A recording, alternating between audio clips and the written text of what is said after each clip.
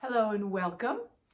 It's Susan, and here we are in the field of creation, of your mastery, of your life today. And so we have so much we want to touch into, so I'm going to get started. I will be doing, a number have asked, I will be doing an immersive event. I'm calling it a masterclass in June. Deepening your divine worth, which applies to so much in our lives today. And I'll talk about that as it relates to what is showing up for this first part of May that we're in. And this matter of divine worth applies to not only your contribution, your health, your sense of financial abundance, your sense of relationship. Everything comes back to, yes, we talk about self-love, but a sense of self-worth is even deeper. A feeling of being held worthy in yourself is so important. So I'm going to stop there because I could just go on and talk about that for a while, but we won't. Okay, let's talk about this merry month of May between the amazing solar eclipse we just had, moving towards the lunar eclipse. And yes, it is a very fragile time. What does that mean? It means that a lot is being stirred in the emotional realm. Now, that can feel very hard and harsh. And what happened to the energies of the solar eclipse that are supposed to be so great right now coming forward? Creating new beginnings, which this period of time is about. Preparation for new beginnings. So why do we have to do this fragile, and why do we have to do this emotional stuff? Aha! It is because there are deeper parts of us feeling fragile right now that have not been part of the overall stepping into the new beginning that we're going into, right? We need all of us available. So there's a lot of emotion being stirred to shift the heart, to shift our deeper sense of passion. It's a time for us to get really clearly in sync with the passions of what matters to our heart's desires. For us to begin a new chapter in our life, we have to feel that sense of yes. We have to feel that sense of we're going for it, and we're not afraid to do that. So what comes up now is this fragility. Yikes, I don't know what I'm doing. Yikes, this emotion is here. Yikes, yikes, yikes, yikes. And what we want to do is give ourselves permission to just feel what we're feeling as a sensation.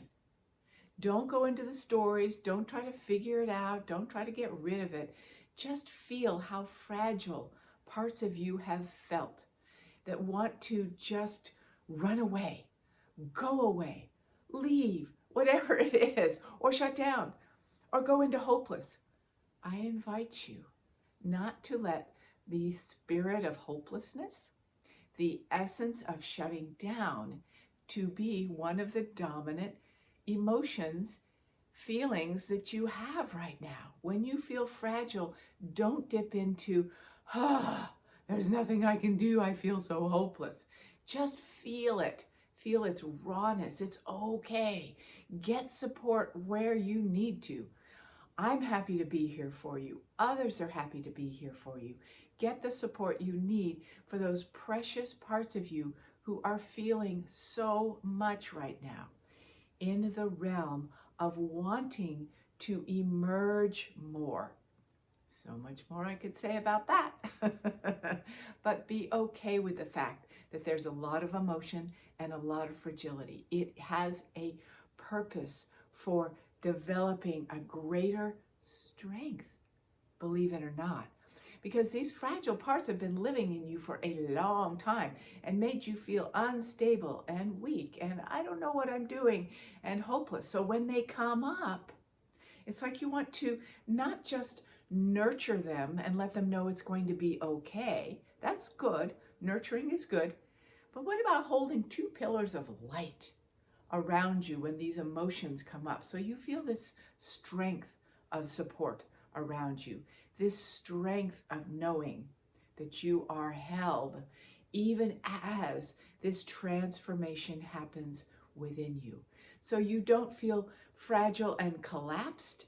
You feel held strongly, that you can come forward in these more precious, delicate parts of you that want to be part of your passionate purpose coming forward, your deeper heart's desire, feeling like it has a place in the world.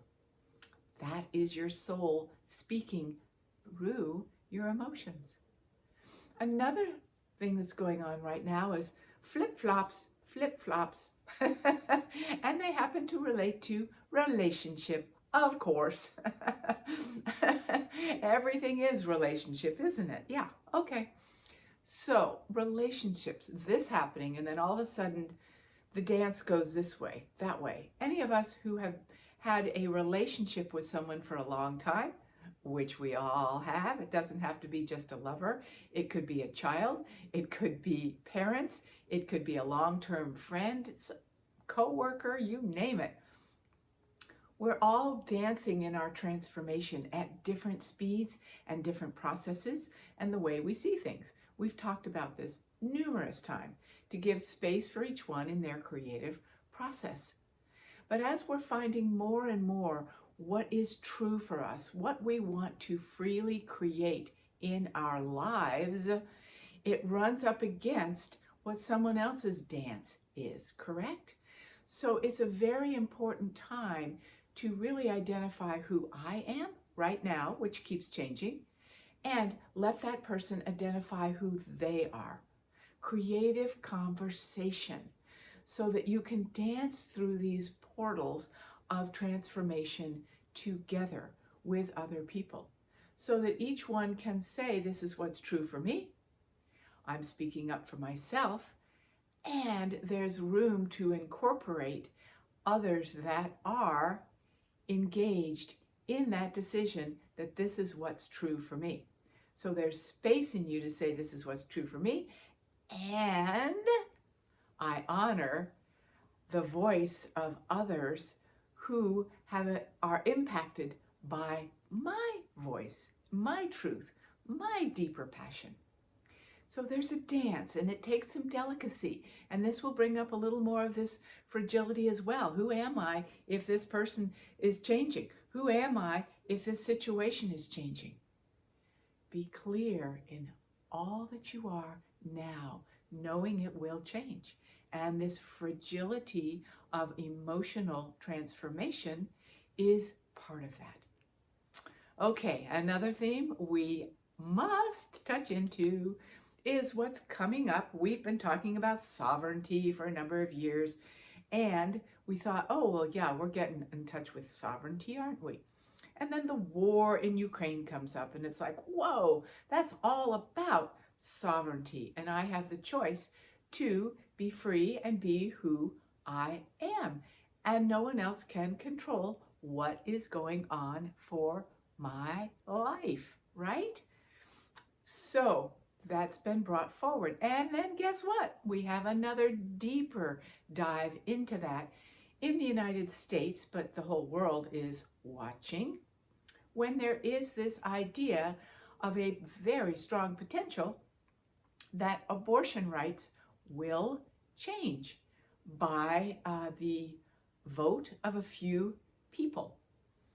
So that is going to bring up lots of that fragility, lots of that passion, lots of those feelings about whether or not that's okay, that someone else can dictate what I create for myself.